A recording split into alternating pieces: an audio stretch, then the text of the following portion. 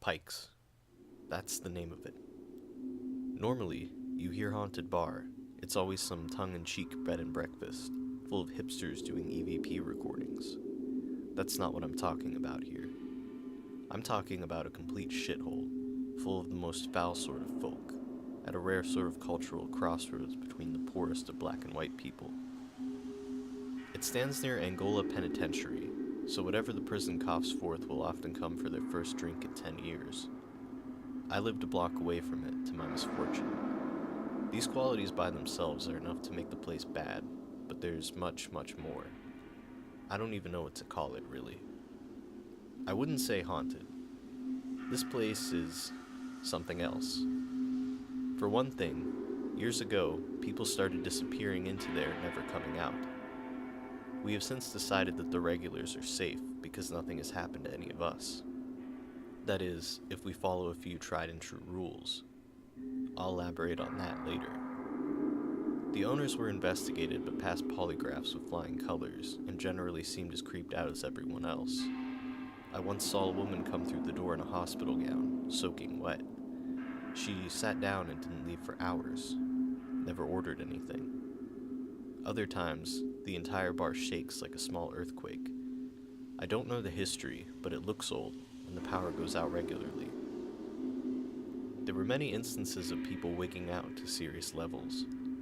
I used to blame the golden age of PCP for this, because somebody would suddenly get ridiculously violent, and the cops would have to show up. But there were other times people would do something weird, and then look around uncomfortably, as if they weren't in control of their body. This is something that regulars seem immune to, but we have it just as bad, trust me. So there was the thing that happened with Peter. Peter was a local plumber and a good friend of ours. He stopped coming to the bar after he had a falling out with his old lady, who is also, and still is, a regular. 2 weeks later, they found Peter dead in his house, completely drained of blood and partly frozen. We have no idea what the fuck happened. Neither do the cops. Nonetheless, we make sure to show up to the bar at least every 3 days, based on Peter last being seen alive after he had been absent for 4 days. The same goes for the 2 bartenders.